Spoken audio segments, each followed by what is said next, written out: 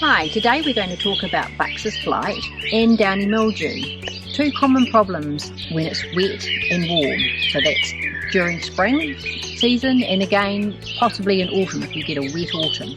So some of the symptoms are quite difficult to understand, but I have the perfect example here. I have a lovely big magnificent Buxus hedge which looks perfectly healthy. But inside, Buxus blight has started.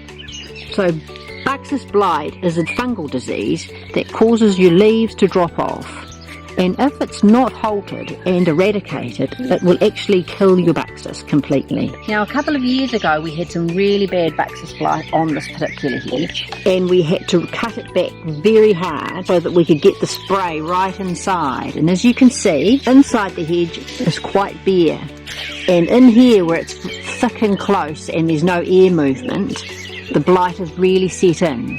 Whereas on the outside of the hedge, where there is air movement and the light and the wind can get at it, it's quite healthy.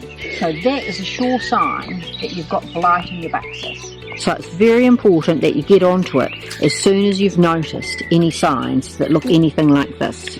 Luckily there is a product that fixes this called Buxus Blight Fighter, so it's not hard to remember, is it? A couple of years ago when we had really bad blight in this same hedge, the same spot, we brought it down to this high.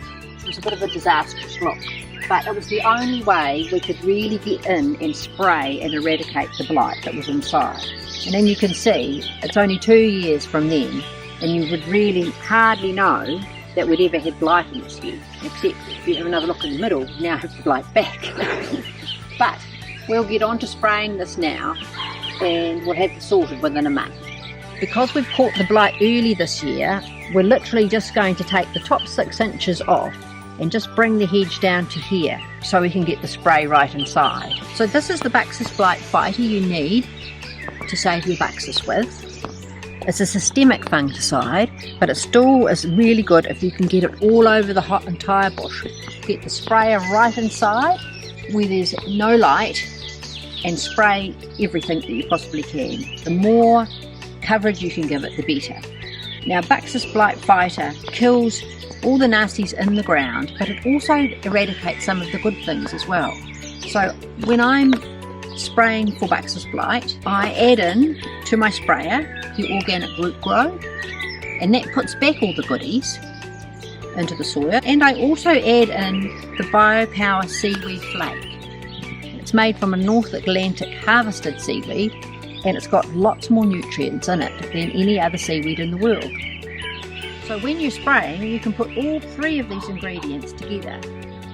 You can knock off the Buxus blight, feed the soil and feed the foliage at the same time. These leaves come from an Indian hawthorn and show a classic symptoms of downy mildew. And these would look pretty much exactly the same if it was on a rose.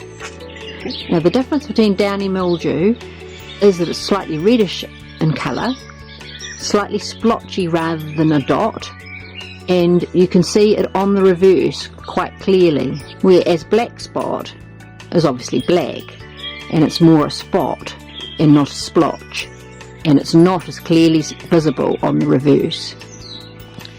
Here I am in front of my old Rose Mutabilis, who's really tough, but should she get downy mildew, this is the product I'm going to use again, which is the Buxus Blight Fighter. Now, it doesn't really say anything about using it on roses, but on the reverse it does. And this is the only product really on the New Zealand market that will kill downy mildew on roses.